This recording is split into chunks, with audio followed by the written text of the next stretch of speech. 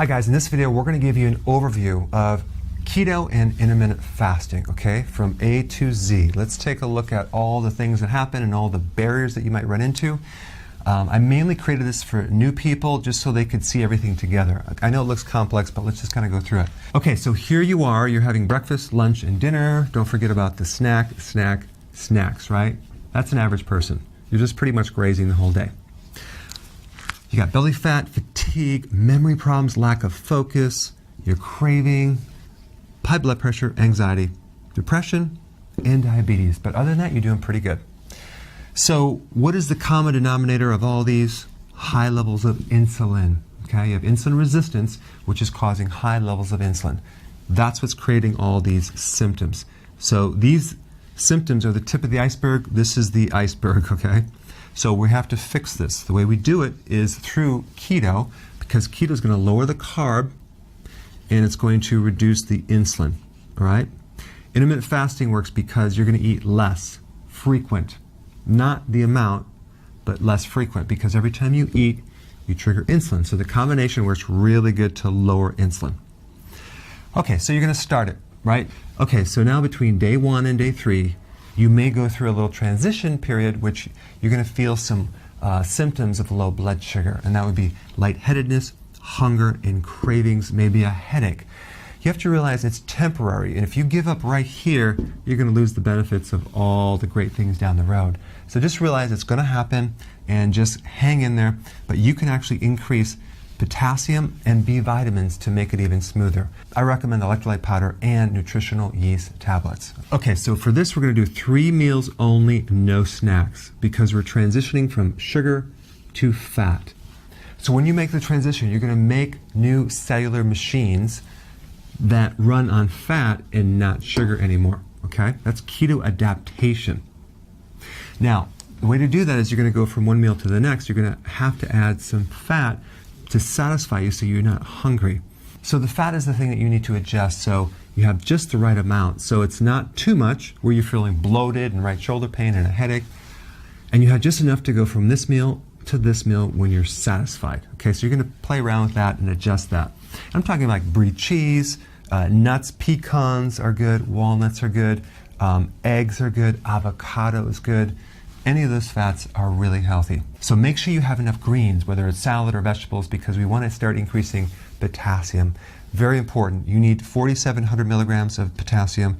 That's between 7 and 10 cups of salad. That's a nutrient-dense food to allow the hunger to go away, because your body's finally going to be satisfied of nutrients. Okay, so you're not eating these empty calories. But primarily you're going to get a lot of potassium to really help reverse this insulin resistance problem. Now you may experience constipation, for example, in which you might need to even add more potassium, or it could be the vegetables that you're consuming you're not used to, like kale, for example. If you're having too much kale, that can bind you up. If that's the case, switch the vegetable. But let's say you have keto fatigue and you're tired. That usually means low salt, so add some more sea salt. And by the way, when you're doing a ketogenic diet, you need about 1 teaspoon of sea salt every single day. Compared to over here, you need about 1/4 of a teaspoon. Okay, so we need more sea salt, not table salt, to actually prevent fatigue and help your body with the electrolyte sodium and chloride. All right, so we're going to do this for a while. We're going to get used to it. Now we're going to slowly graduate to 2 meals per day. The way we're going to do that is we're going to take our breakfast and we're going to start to push it forward. In other words, when you wake up in the morning, ask yourself, am I hungry? No. Good. Go longer. Keep going longer and longer and longer. Because if you do this right, you wake up at night, you've been fasting all night, and now you're not hungry in the morning. Push it further and further and further until you're at the lunch where you have no more breakfast and you're at 2 meals per day. So that's how we want to graduate, slowly. All right? So don't eat if you're not hungry. Now, at this point, a lot of people mention, oh my gosh, I was losing weight on this and I stopped losing weight. You know, what's happening? Well, you don't want to go by your weight. Why? Because a lot of people that do this, when you measure them, they are loaded with fat and they have low muscle density. They don't have a lot of muscles anymore. They basically have atrophy. And they think it's just all fat, but it's atrophy. So you're going to start growing more muscle, and all this protein is now retaining in the body. It's a little heavier, and that's why you're stop losing weight, because muscle weighs more than fat, okay? The best indicator for success is your waist circumference, okay? So measure your waist, and that should be shrinking if you're doing this correctly, all right? Now, sometimes you might experience high levels of something called uric acid. You might start noticing a gout symptom. It might not happen, but if it does, that is normal in this transition phase. Or you might, if you're susceptible to getting a kidney stone, you might notice a little pain in your lower back. That's because of higher levels of uric acid. So you just want to make sure that you're consuming enough lemon juice or lemon in your water, or actual lemons, okay? Lemon is a great thing to help flush that out and counter the effects of stones, gout, and this acid, okay? So I recommend that. And also apple cider vinegar will also help this as well. Tablespoon in some water, drink it with your meals with a lemon, and you're good to go.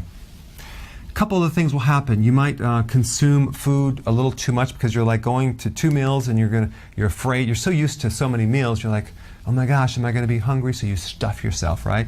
Well, you just have to make sure that you learn from that and adjust the food, because you probably don't need to stuff yourself. I know this is hard to believe. You might actually cheat on this program somewhere, and you might find that the next day you're like way more hungry than you were yesterday, and you're craving carbs, okay? Because you just bumped yourself out of this whole ketosis.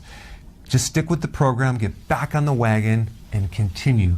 But if you consume the wrong foods here, your blood sugar will be off, and the next day you're going to notice like, wow, now I'm like really hungry. That's what that's all about. One thing to note is if you're doing 2 meals, make sure you're not doing low calories. Make sure they're nutrient dense, a little bit more food, so you're actually satisfied. And you're going to do 3 to 6 ounces of protein, unlimited vegetables, and the rest with fat. Now, right about here, your friend calls you and she says, oh, you're doing that keto program? Did you realize that it destroys the thyroid? It's going to make your thyroid slow, right? Well, let me just explain the facts on that. So number one, we're not doing a low-calorie diet. We're eating less, but we're keeping our calories high.